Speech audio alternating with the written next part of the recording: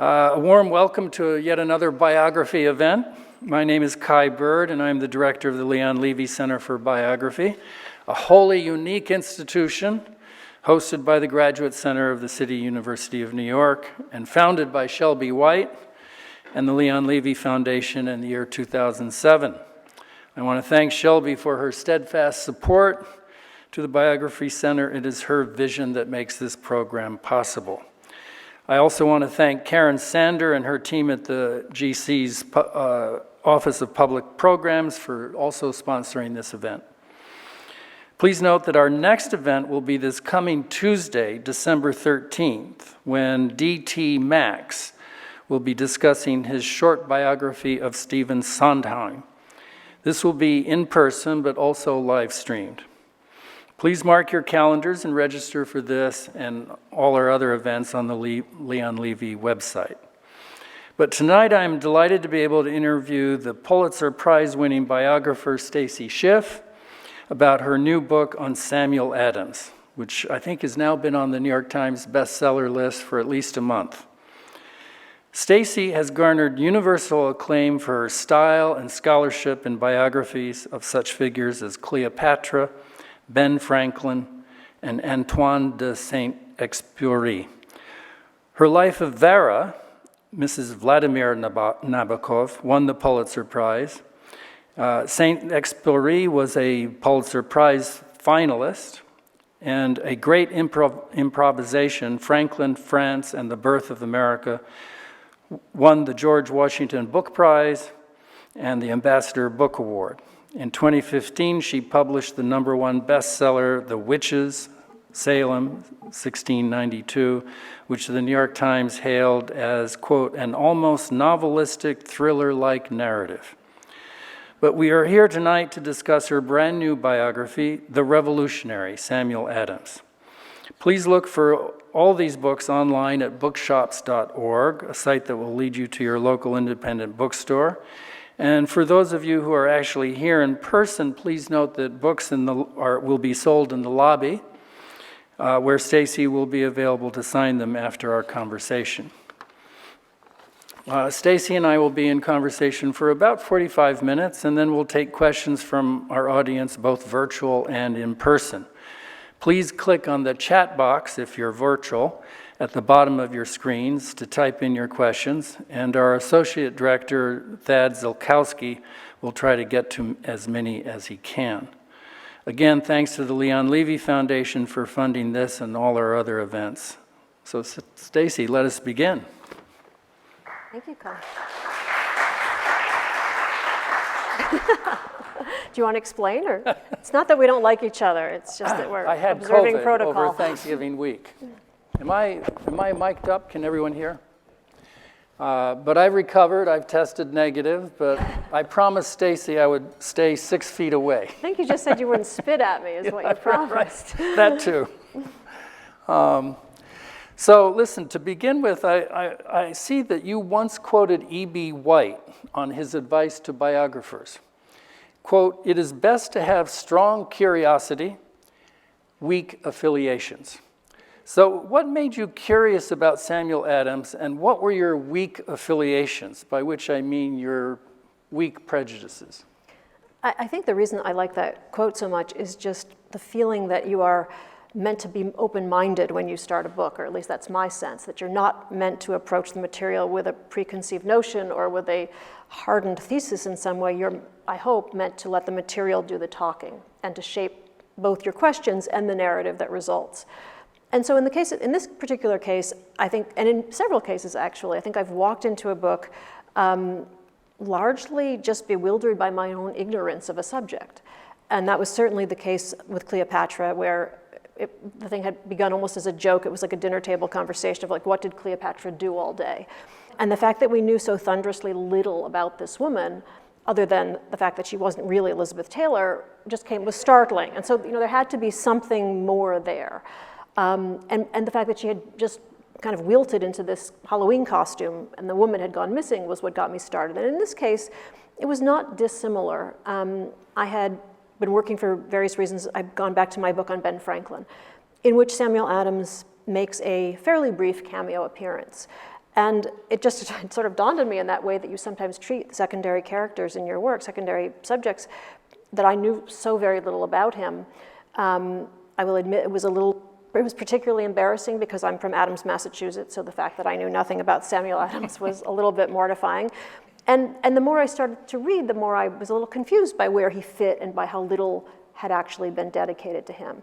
So there it really wasn't, I didn't know what I expected to find. I just had this feeling that or hope anyway, that there was a rich vein out there to be mined. Well, that's interesting. I have to say, in my own experience, I have often approached my biographical subject with an agenda, with heavy prejudices. And do they hold up? And that's the problem. Often I've been accused of, I tackled McGeorge Bundy, and I went after that subject because I was, convinced as a young man that he was a war criminal for what he had done in the Vietnam War. And then when the book came out, my left-wing friends accused me of being too soft on him because, of course, I had to humanize him. I learned to disregard or to put in context some of my prejudices. But I also think that your feeling changes as you live with the subject, too. I mean, yeah, exactly. I mean, in this case, Adams, if he comes down to us at all, I think comes down to us as kind of a firebrand and a rabble-rouser. And the more I read, the more his contemporaries talk about the sweetness of his character. And John Adams goes on about his exquisite humanity and his genteel demeanor and his erudition. And that so didn't tally with, so there's that, even the few preconceptions I had were getting battered fairly early on in the research process. Well, that's what happens. So you published a biography of Ben Franklin in 2005, you just mentioned, and in the course of researching Adams, did you have to reevaluate anything you had written about Franklin in the first book? That's such a great question. The short answer is John Adams. John Adams was the problem because it's almost impossible to write admiringly about Ben Franklin and John Adams. You have to pick sides, basically. They're oil and water. It's literally like the class overachiever and the class jock. They just don't get along. So you kind of pick your man. And obviously with Franklin, my allegiance was to Franklin in his immensely charming, very effectively diplomatic manner while in Paris, which is what those are the French years of Franklin's life that I was writing about. And John Adams kind of bumbles onto the scene as this kind of wet behind the ears American who teaches himself French by sitting in his room reading books, reading dictionaries, as opposed to going out and talking to anyone, and who can't understand what Franklin is doing all day, and who is this dissipated celebrity?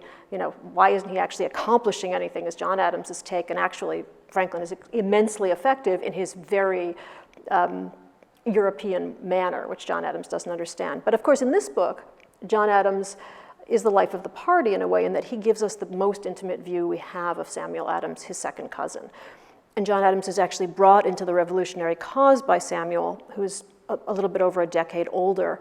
And the two work hand in glove for years. They ultimately will fall out in terms of what they think the future of America should look like. But John is in many ways the best source on these years. And he's a very petulant, waspish character, so he's always very quotable. And I use a lot of him. So my feeling on John Adams was very different. Franklin is a little bit, he doesn't come in for a drubbing, but he's, in the eyes of Samuel Adams, Ben Franklin is insufficiently revolutionary. Because for a very long time, Franklin, of course, isn't sure which way the wind is blowing and isn't sure where his loyalties lie. So there's a little bit of suspicion on Samuel Adams' part about Franklin and where he's going to come down, and the two of them work together ultimately only for a brief period of time. Okay, so Stacy, you have a history in all your books of sort of tackling subjects with sketchy archives. Sketchy is a nice word.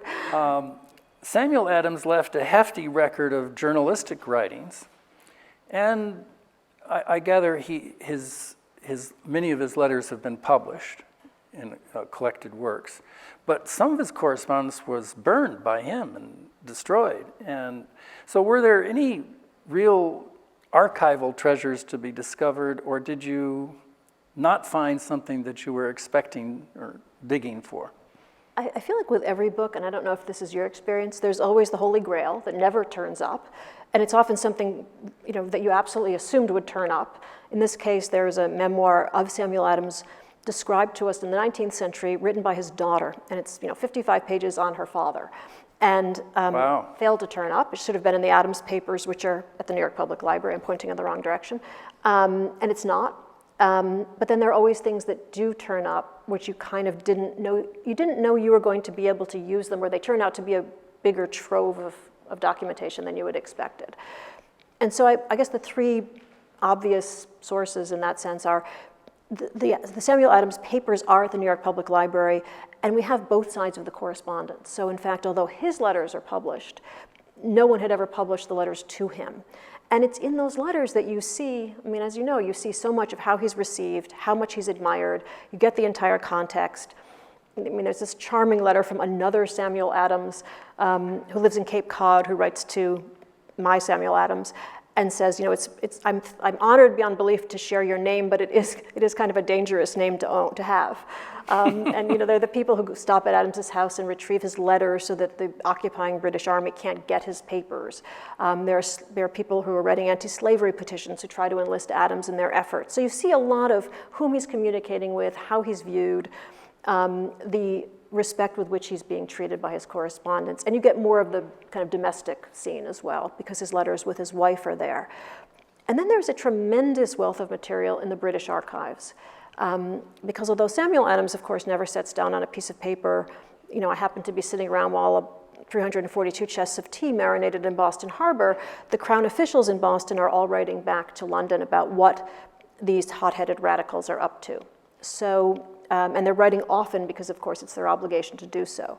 So you get a very exact picture, a very granular picture of what's happening on the ground in Boston from that documentation, all of which is brilliantly archived, either at Kew or in the parliamentary archives. And then I read a lot of, no one should ever do this, a lot of 18th century newspaper. I really at one point I mentioned, I think to Joe Ellis that I was going to do this, and he said, I'm never going to see you again.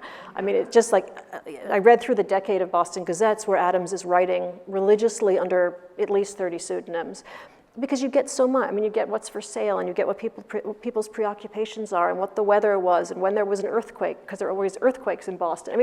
You get the stuff that you needed for how the town smelled and sounded. Oh yeah, absolutely. I can see that in the book. You really get a sense of what life was like. There's a lot of weather. I think I overdid the weather. A lot of long travels that are so arduous, and getting from New York to Philadelphia. Yes. A letter that is written in Boston takes 6 weeks to get to Savannah, Georgia, or unless Paul Revere is the writer. Yes, yes, exactly. Right. So biography is as everyone knows, is a long slog often. This book took 5 years? 105 years. Does a COVID year count as a longer year? I feel like absolutely. It should. So I think this book it always seems to take me 5 years. I think this book probably took about 5.5 years, something like that, yeah. So how long what's the process? How long do you research before you write, or do you go back and forth, or? I think you have to answer this question as well, because I think we work in diametrically opposite ways. I slavishly and probably stupidly, certainly inefficiently, do most of the research before I sit down to write. And that's mostly because I don't know where the book is until I've done the bulk of the research. I don't know what the questions are, I don't know what the narrative, I don't know where I'm going to have to avoid and where I'm going to be able to go in depth. And I don't necessarily know what the themes of the life are until I've done the bulk of the research. And then inevitably you realize, you have a deadline in a year or a year and a half, and you'd better start writing. But also by that time, the material has usually started to marinate in some way and has begun to sentences are beginning to form in your head, and you're beginning to see the shape of chapters, or so you like to think. But then I always find that there's something I forgot to research, or there's the archive that I couldn't get into, and now suddenly I can, and you kind of have to leave the unfinished, mass of pages and run off to read the papers of General Gage in Michigan or something.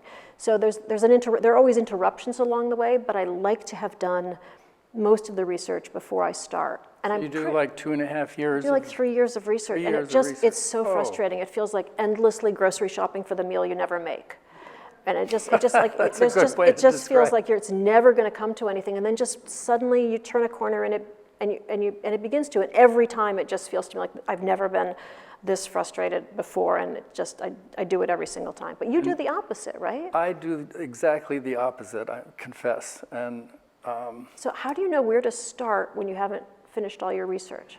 well, I could mend my ways, you know. If yeah, you right. I don't know, whatever works. It's so hard, but for me, I spend a time, maybe a year researching, and then I try to start to write. Even when I know I know there's a ton of archival research that I still have to go through. But I feel like I only know what I don't know when I start to write. Absolutely. And then as I'm writing drafts of chapters, I know what's missing, and I know what to look for in the archive. And, So you're finding the holes by writing. Right. Yeah.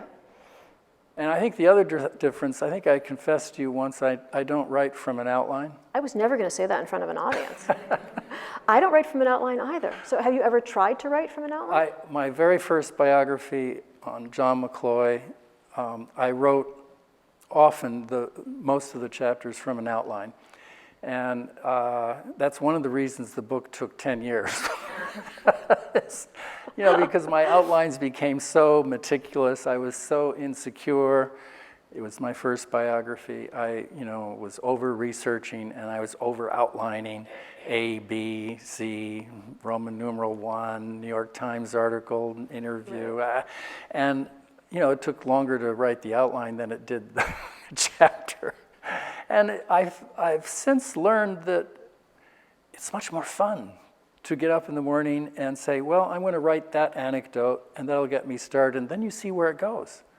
Well, that's exactly my problem with an outline, which is that you think you're headed for point C, but I always end up at point R. Right. And I think in a funny way, I like to think that that's more thrilling for me, and it's also possibly more thrilling for the reader.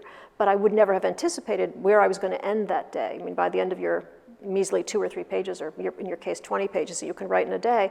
Oh, no. You always sort of find that the destination wasn't in fact where you were initially headed, and that's the thrilling part. Yeah, that's the fun part, right. Is there any other fun part? When you finish, that's the fun part, when you finish. No, it's very hard. So I try to confine myself to just a few hours a day of serious writing. If I write 350 words, I'm satisfied, because I know I can do another 350 words the next day. And then, of course, it adds up. But it's hard. Yeah. It's hard. So do you still really write your first drafts on a yellow legal pad? Are my credentials as a biographer in question here? Yes, I do. Oh my God. I know. I am a dinosaur. And I'll tell you, I can explain it any number of ways. One is it's the way I've always done it, and so now I'm a little bit afraid to try it any other way. I think really what it comes down to is I'm a very fast typist, and I don't think as fast. I'm a slow thinker and I'm a fast typist, and the combination is not necessarily good for the prose that is being produced. So the pencil on the page actually slows me down. Yeah, I'm not saying my handwriting is legible, but for the most part, the active, and there's just something also I find very gratifying in that physical friction of the pencil on the page, because it's not even pen on the page, it's like mechanical pencil and legal pad. But Wow. it's just slow enough that I feel like I'm a little bit more concise. I feel like we all get longer because typing is easier. And I feel as if I'm a little bit closer to, I'm more working in tandem with my brain. The two speeds are closer to each other than they would be otherwise. Okay, I know. well, that makes sense. Talk now. about arduous, exactly. I understand a little more. I've always written from a computer, but I only use these fingers. I think I'm going faster than you are. So I'm very slow. Right. I'm not a complete Luddite. I then type it into the computer, which of course is the first edit, and then all the subsequent edits are done, with typed out, printed out drafts or on the screen. But yes, the first draft is possibly only for superstitious reasons on a legal pad. So let's get back to Samuel Adams. I was fascinated by a story that you spent some time delving into, the land bank fiasco, because I thought it really explained a lot about the young Samuel Adams and his political motivations and what motivated him to go into politics. So explain what happened in this scandal. Sure. It's really quite a fabulous story. Massachusetts, and in particular Boston, in the 1730s and 40s, has a tremendous problem in the sense that there's very little hard currency. All the hard currency keeps ending up on the British side of trading routes. And so a plan is launched by a bunch of ambitious merchants, including Samuel Adams's father, Samuel Adams Sr., who among them found a land bank, which is to say a bank where the currency is secured by property. Because there's a great deal of property, there just isn't a great deal of currency. And this was meant to address a problem in trade. It is a venture, however, which is looked askance at by the real elite, by the real trading elite in Boston, who were a bunch of sort of entrenched, intermarried, very powerful families, who, first of all, don't want to trade in these bills which are worthless for them to use with their British counterparts. And second of all, don't like the idea that their hold on power is about to be diluted by a whole other class of smaller merchants.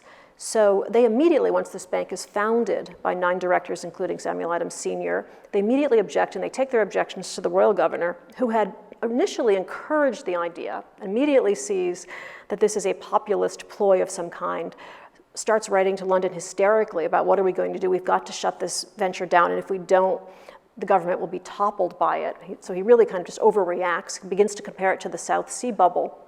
And from London comes a very draconian, very severe piece of legislation which not only shuts down the venture, but which makes the directors severally and jointly responsible for the debts of the bank. So that effectively they are all, but particularly Samuel Adams Sr., ruined by this piece of British legislation, which is not the first time that there has been a clash between colonies and mother country, but it is the first time where we see the sort of the long arm of London overreaching, and in the case of Samuel Adams, the subject of the book, Samuel Adams, reaching really right into the heart of his family in a way that probably sets him up for his encounter for his confrontation with royal authority later. The father is basically ruined by this. I mean, he came from a wealthy. He was from a very wealthy family, which yeah. is something that the crown officials never kind of get their mind around. For most of his life, he's really penniless, by choice mostly. They don't remember that he's a wealthy person who becomes penniless by choice, which is a very different character from a person who is, as they seem to think of him, some sort of penniless desperado who has never really known anything else.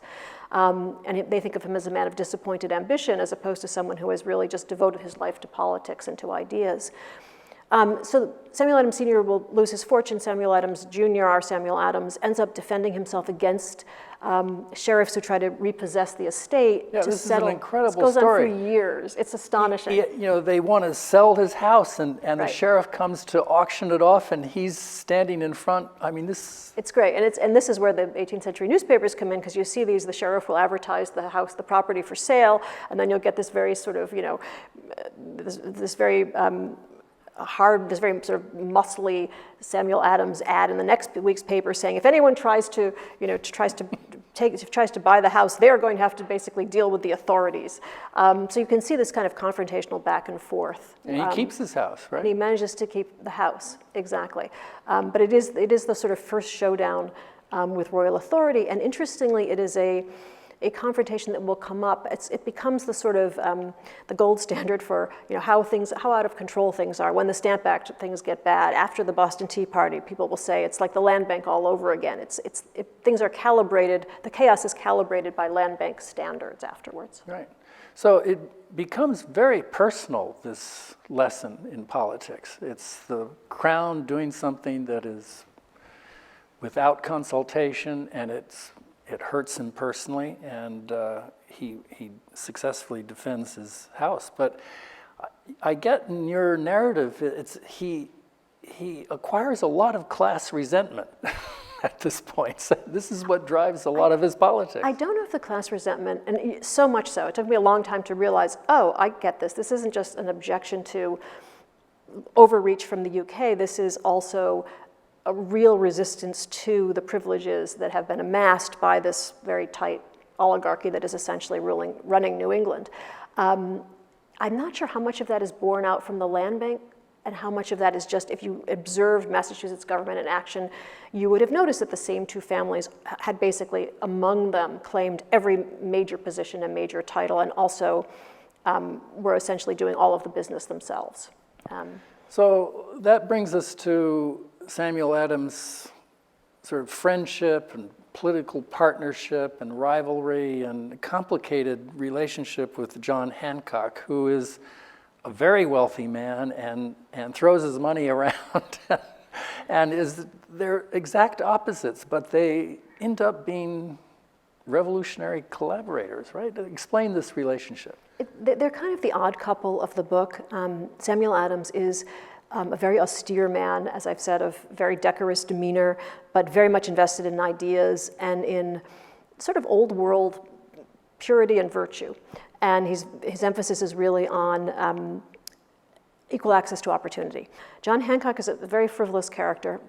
Even in the eyes of his contemporaries, he's usually written off as kind of a foppish pseudo-aristocrat. He's very much enamored of his own wardrobe and his liveried servants and his retinue. He loves adoration, he loves applause.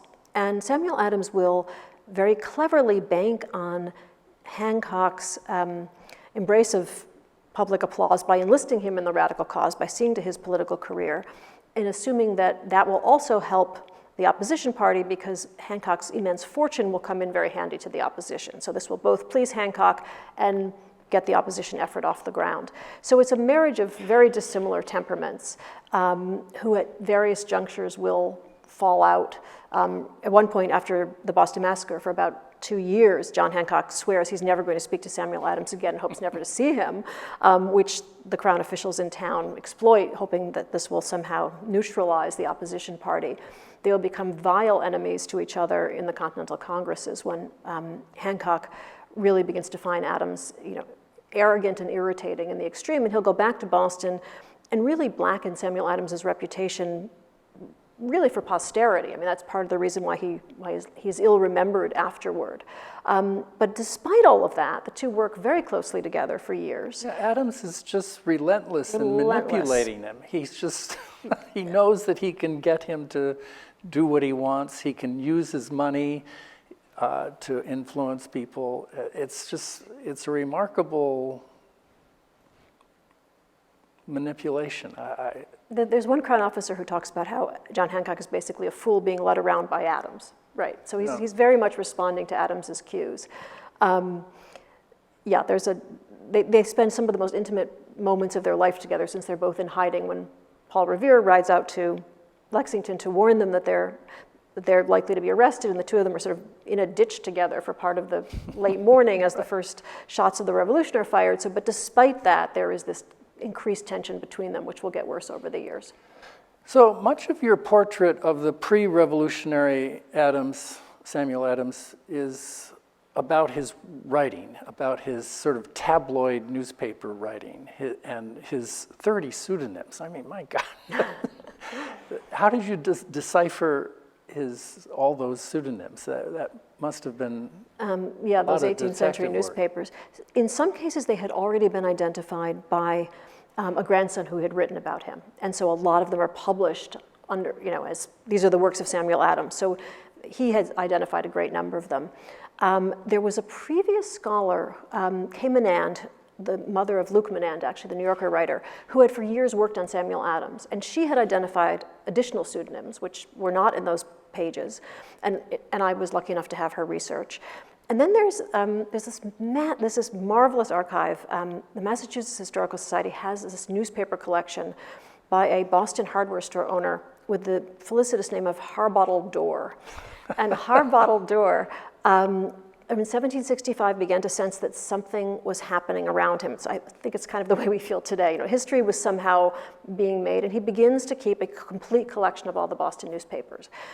And in those, and he clearly had a lot of time on his hands because he spends a lot of time annotating those papers, and he will very often write S. Adams at the top of a column. So he too helps to identify which articles are by Adams. And his papers are great because they give us what we could never have elsewhere, which is how just the man in the street, the common hardware store owner was watching events, whom he's cheering for, whom he's vilifying in his margins, where he says, this is my political creed, or, oh, this is, I damn this person, what a villain. So you really get to see how the papers are being read. Vilifying is the right word. I mean, at one point you write that Samuel Adams spent decades in the misinformation business. And he was sort of like the Twitter artist of his time. And it was vicious stuff. It was gossip. It was allegations. So was he our first purveyor of fake news? There's a lot of fake news in those papers, let me tell you. I mean, what's interesting is he gets a lot of credit. If you read what the lieutenant governor and the governor are writing back to London, you read a lot about what Samuel Adams is up to, but he also is credited with a lot of things which are not actually his doing, and a lot of articles which are not of his authorship either, because there are plenty of people who are writing this stuff. But yes, he is certainly a master manipulator of the press, and possibly among the best examples of that is after the Boston Massacre, soldiers fire on civilians in March of 1770. In the fall of 1770, all but 2 of those soldiers are exonerated, which does not stop Adams over the next 6 months from writing weekly in the Boston Gazette about how the trials were basically a miscarriage of justice and how nobody really understood the facts of the case. So he just relitigates this entire case, which has been very diligently tried in court. And in the course of that, he'll often say things like he'll basically say this person who was deposed on his deathbed and says he forgave the British soldier who fired on him can't be believed because, first of all, he was dying of a mortal wound, so how could he have said anything? Nobody came and notarized that statement, essentially. And his landlady said that he was a really unsavory character. And in addition to that, he was a Roman Catholic. Oh. So, horror, right? So, I mean, there's lots of stuff, there's some pretty rich stuff there, but for those 6 months, he's trying to essentially pull the rug out from under the official verdict. Well, the sense you get is, reading this book, is that in a way, our divisive times are really not so bad, that we've been there before, right? I mean, I think part of it, for me, was, yes, a wake-up call of there is this street theater, there is this violence, there is this protest movement, which is at the heart of the experience. The revolution didn't start, with the battle in 1776, or with the Declaration in 1776 and a battle in 1775. It starts 10 years earlier with all of these boycotts and pickets and extra legal meetings that we tend to forget. So much of the portrait that you have of Samuel Adams comes through the eyes of his enemies, his adversaries, the king's people, but most particularly Thomas Hutchinson. And I'm wondering, was that partly because Hutchinson gave you more material? He had such a wealth of material that it was there, or is this conflict actually sort of an important mirror? It's such a great question. First of all, Thomas Hutchinson writes a great letter. And as you know, John Adams is the other great example of that. You go where the material is really richest and the most eloquent wins. And Thomas Hutchinson writes a very good letter. But Thomas Hutchinson, who's either the acting governor or the lieutenant governor or the royal governor during this entire 10-year period, and that already tells you something, really is, oddly enough, Adams's chief antagonist, I think in Adams's own mind. But what's really interesting about Hutchinson is how everyone seems to resent him. Mercy Otis Warren resents him, John Adams resents him, everyone resents him purely for the fact that he is this extremely diligent and able public official. He also, of course, happens to be controlling, a great deal of commerce and most of the public positions, and very rich. It is no accident that when tea agents are appointed in 1773 after the Tea Act, 2 of them are Thomas Hutchinson's sons, 2 of them are his friends, and 2 of them are his relatives, which basically sums up Thomas Hutchinson. And to that, Adams really does have an allergy. But yes, his letters are extremely good, and that is why there's so much of him. And he represents that entrenched oligarchy, which Adams finds so objectionable and which is actually which he makes the face of tyranny. It's easier to make Thomas Hutchinson, who is there in Boston, whom everyone knows, into the fall guy than it is to make London, anyone in London, the villain of the piece. They have a villain close at hand, and there is obviously this resentment of him, which Adams is able to manipulate. Hutchinson also writes the most objective history of Massachusetts of these years. So it's interesting because he's writing He's a real historian. He's really, yes, in a very objective way. He writes about himself in the third person, which is helpful because he had so many titles, you wouldn't be able to follow the story otherwise, I think. But he's writing about these events as he's living them. And it's an extraordinarily, I mean, it tells you something of the man, I think, and maybe one of the things that makes him vulnerable. He's so objective. He doesn't really understand the passions at work. He doesn't understand the ideas that are swirling around, but he is able to set these ideas very objectively to the page. So you're very careful in sort of providing a roadmap to the dumping of the tea and in Boston Harbor and how that happens, and yet it's clear, so is Samuel Adams the mastermind or not? So there's no piece of paper that indicates that he's the mastermind. A few weeks before the tea arrives, it's very clear that the tea can't be accepted. To accept the tea is essentially to accept parliamentary sovereignty, is the equation that ultimately is made, to put it very crudely. And Adams will say that he trusts more to the public virtue of his fellow townspeople in rejecting the tea than he trusts to their private virtue in not drinking the tea. So the tea must be rejected in some way. And Adams, a few weeks before the tea is destroyed, does write to his chief London correspondent and says, if something doesn't happen soon, I'm going to be writing you about a rather non-trifling matter, which does seem to be a kind of a weighty clue. We know from Thomas Hutchinson that Adams is in, as he puts it, Adams is in his great glory the morning after the tea is destroyed. We know that the night that the tea is destroyed, Adams is very conspicuously, with John Hancock, in fact, still in the Old South Meeting House while the rest of Boston goes down to the wharf to watch the crates just be destroyed and be tossed overboard. And so there does seem to be some reason why the two or three of them are still standing, very much not on the wharf. And we have no one in Boston. What's interesting about the tea destruction, which is not a tea party until a century later, is that everyone in Boston watched it, but no one had seen a thing. And it's impossible for anyone to get names out of anyone the next day or over the next weeks.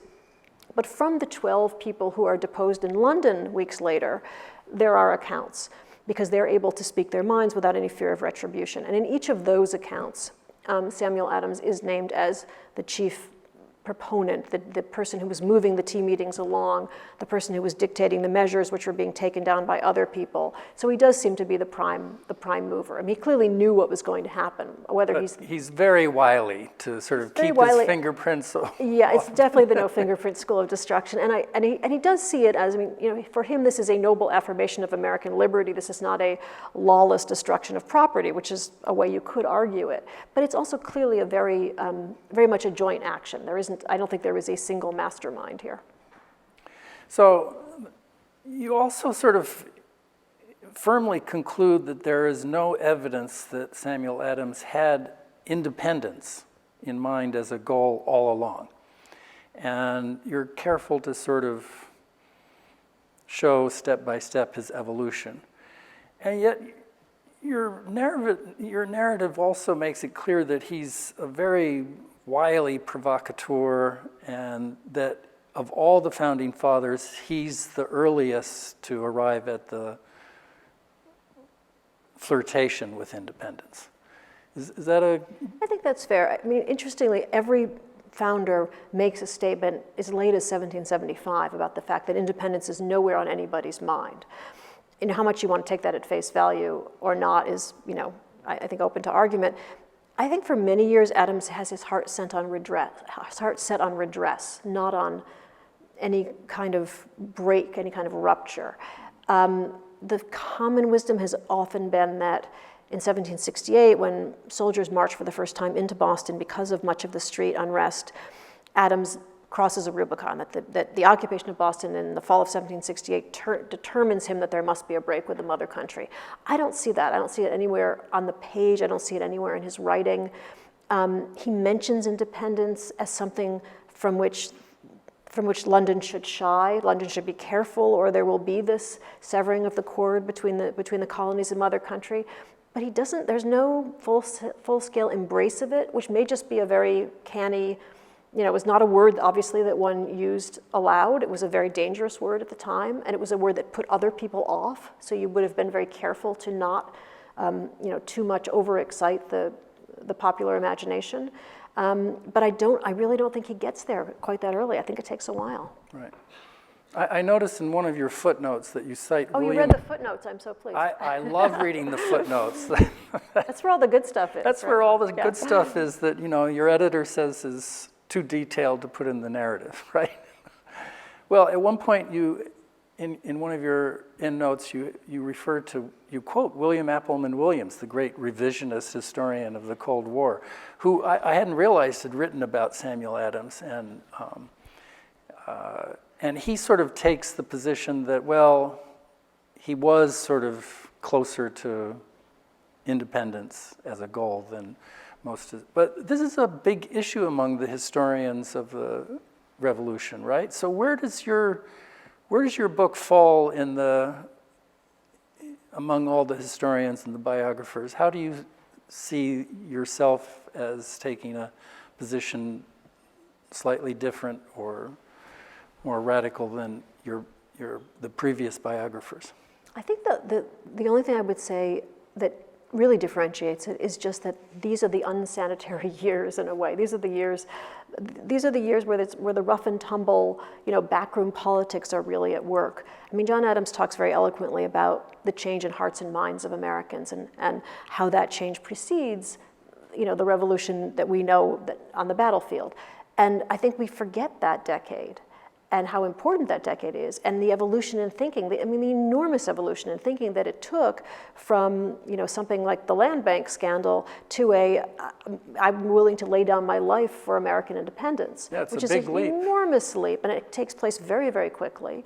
And there are obviously all kinds of explanations for it, and it would have happened with or without Samuel Adams, certainly. But there's an enormous, Boston is at the forefront, and this tremendous really kind of street protest is immensely effective in making it take off. So we're going to need to wrap up here and get to some questions, but I was also struck by your conclusion where you say that yes, he was a revolutionary, but he wasn't a Leninist. that it's remarkable how patient he was to sort of follow the rules. And I think you quote Alexis de Tocqueville remarking that these American revolutionaries were oddly marked by their love of order and law, not chaos. And that was true of Samuel Adams, remarkably. Even though he was this provocateur, this muckraker, this purveyor of fake news, he was very careful too at times, and he didn't want to break the law. And I think that's what's interesting is that he's a very prudent revolutionary, which are two words that which don't go easily together. And that's what makes the third act of the life post-revolution so distressing and off-putting, is that he's really bent on going back to a kind of simpler, more austere, more puritanical time. The country is rushing ahead toward a very opulent commercial future, and what he had really had his heart set on was a very simplistic, or very simplified version of America. Right. So the end of the book is kind of sad, I found. He has a long life. He lives into his 80s, but a long decline, and he's less important politically. And when he does die, I was struck by you mentioned that 9 U.S. senators refused to wear the traditional black crepe on their arms, either at his funeral or upon his death. In honor of him, yeah. In honor of him. And so he was controversial even in death? Part of this is John Hancock's doing. Hancock has spent years, because at this point Hancock has died, had spent years slandering Adams and saying things like Adams had participated in the Conway cabal against George Washington. So there's been a great deal of ill will. Adams has become a little bit of a scold. He's a very parochial character in his last years. He's very much invested in New England. He's not a Federalist, so he's at odds politically with a great deal of the country. His interest really isn't in the sort of institutions. His interest is in much more the popular voice making itself heard.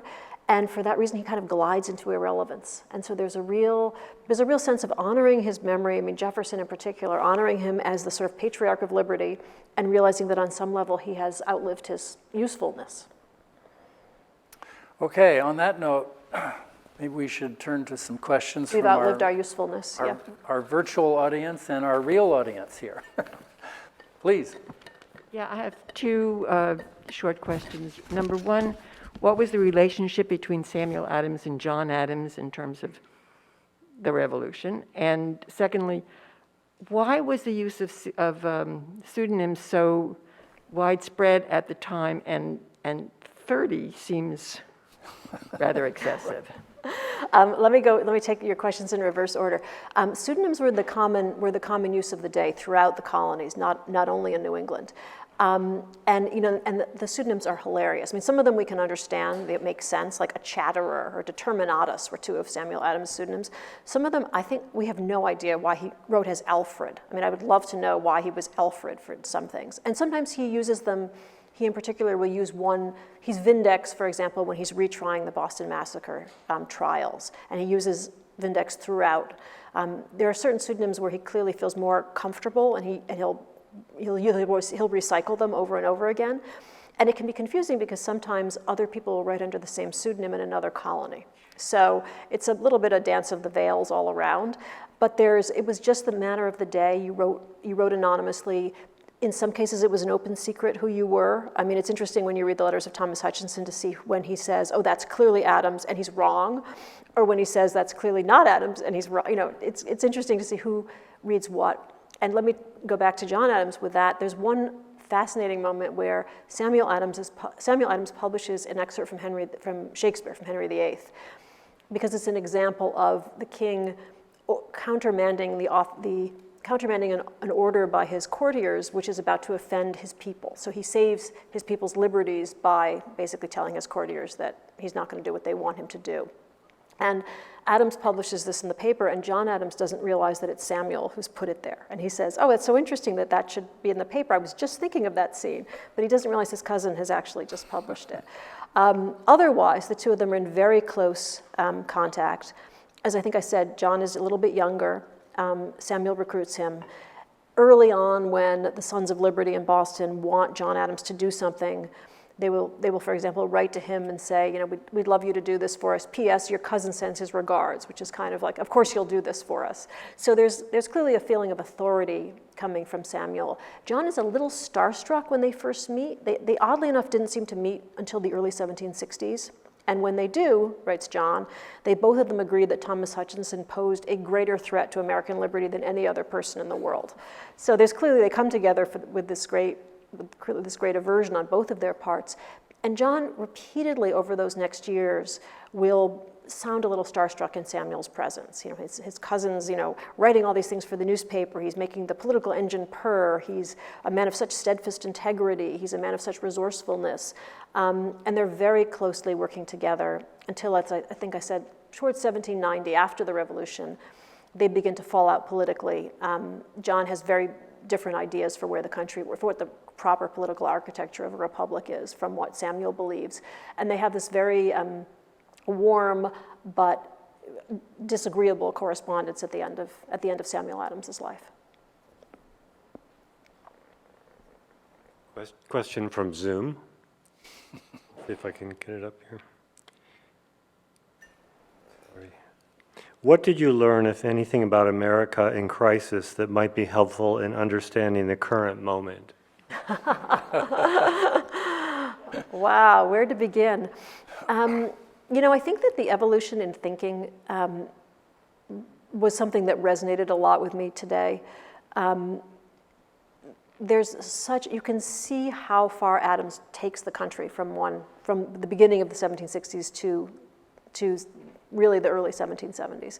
And the fact that you can actually change minds, I think I found like deeply appealing and affirming in many ways.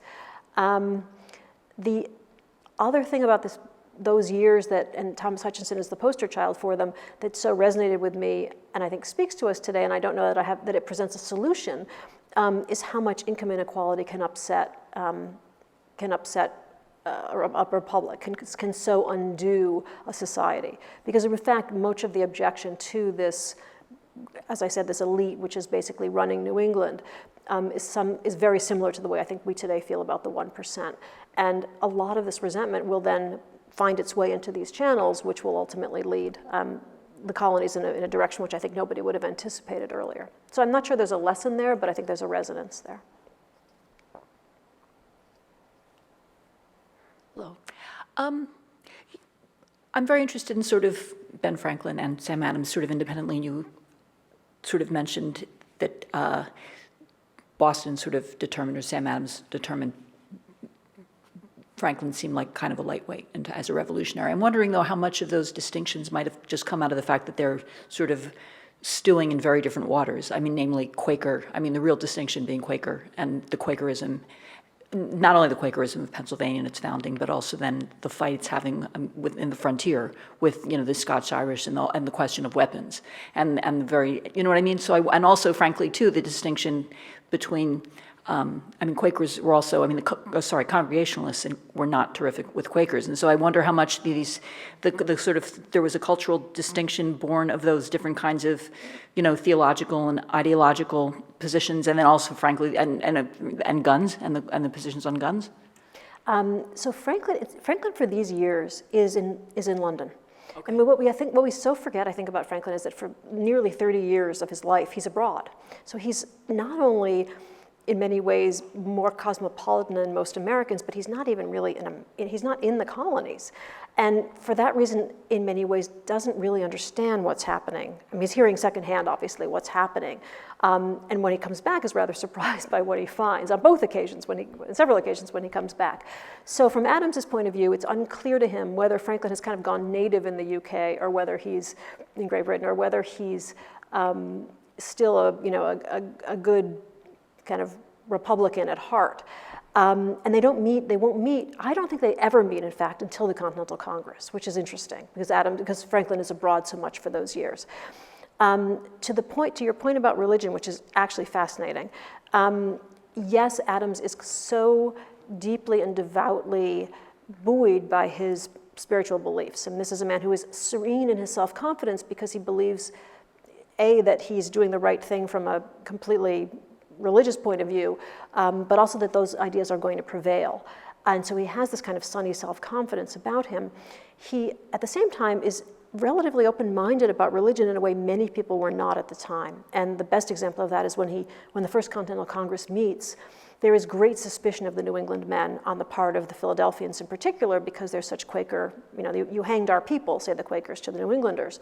And Adams is the person who proposes at that Congress that actually an Episcopalian minister deliver the opening sermon, the opening blessing before they begin deliberations, in an attempt to say we can be ecumenical here. We are not the bigoted New Englanders you think we are. Let me make this gesture. And it's understood to be just a brilliant strategic move, because it diffuses some of the fears about these Goths and Vandals from New England.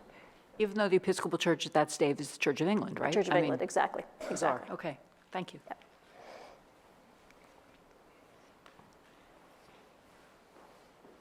Well, when we think of John Adams, we think of Abigail, we think of John Quincy Adams, and I think they had a ne'er-do-well son who was alcoholic. So what about Sam Adams' family, his wife, his relations with his children, and his ancestry as well? And since he lived well after the Revolution, did he have any particular feelings about slavery? Was he involved in the manumission movement, I guess as it was called in the 1780s in Massachusetts? I think you just snuck 3 questions in, but they're great ones. I'd like to get a 4th in. The family situation is interesting. He marries and as it was often the case, the family loses a great number of children. So there's a surviving son and a surviving daughter from his first wife, who then dies shortly after another stillbirth. So they lose 4 children, and they have two children who survive. And then he surprisingly waits quite a long time before he remarries. I think that Paul Revere goes 7 months between marriages, and Samuel Adams goes 7 years. I mean, most people remarried very quickly. There were a lot of widows in Boston, both because of the wars and because of the maritime trades. Men were lost at sea very often. So it was very easy to remarry. And Adams doesn't remarry quite that quickly. Nor does he marry, as he might have done, for money. He marries someone whose father was also bankrupted in these years when Boston had been in decline economically. His second wife's father had been a distiller who had really lost his business. And she's an immensely well-educated, we know more about her than about wife number one, both of them inconveniently named Elizabeth or Betsy, because we have her letters. Because with the first wife, he was never apart from her, therefore we have no correspondence. With the second wife, obviously he's at the Continental Congress, and so we have a lot between the two of them. And she's an immensely well-educated, very much of the Abigail Adams, dauntless, resourceful, perfect political pair model of wife.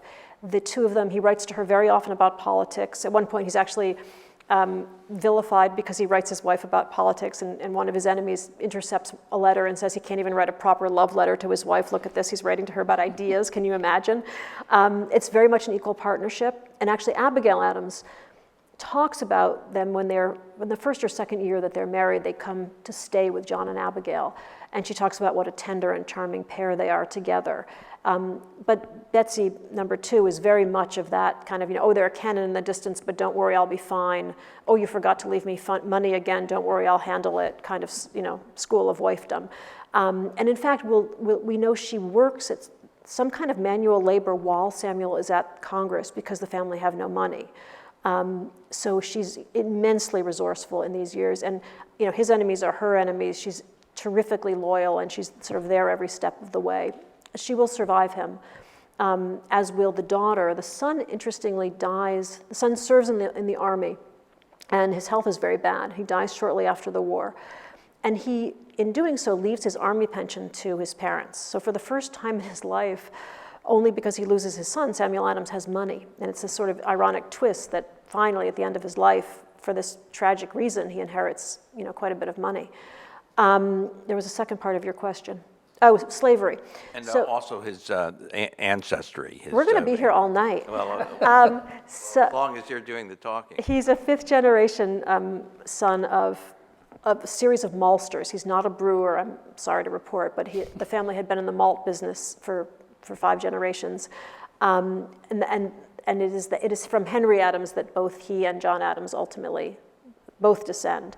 The slavery question is interesting. We know that when Adams marries for the second time, his first mother-in-law, his original mother-in-law, gives Betsy and Samuel Adams an enslaved person as a wedding present, which was apparently a fairly customary thing to do at the time. About a fifth of Boston households had enslaved people working in them at that point.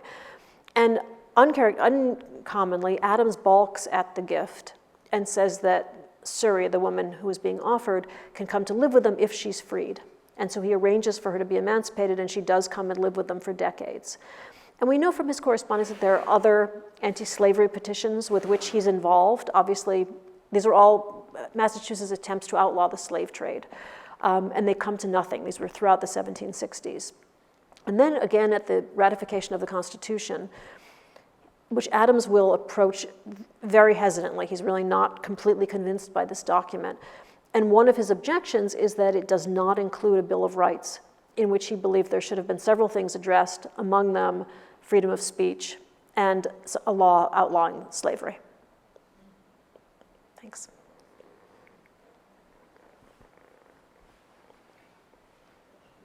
Any more questions? So maybe I'll get to ask the last one, but you don't have to answer. Do you have a new project? Have you landed on something new? I'm having I don't know if you've had this before, I'm having a very hard time disconnecting from this book. And at the risk of wanting to rewrite it, I keep sort of thinking of things that I want to play with a little bit more, and that's why I keep writing these op-ed pieces. But I'm just, I don't know if I'm clinging to it or if it's clinging to me, but I'm still a little bit under his spell. And that feeling that I'm sure you know so well, where you get to move the previous subject out of your office and you suddenly have all this mental space. I haven't really wanted to do that yet. So I still seem to be a little bit stuck in this material. Yeah. But ask me next week, maybe I'll have, Right. maybe right. that will all. It takes time to recover. There's a whole rehab process involved, exactly. Right. Well, thank you very much. This has Thank you, been Kai. Thank you all for coming out, the hardcore. Thanks, Kai.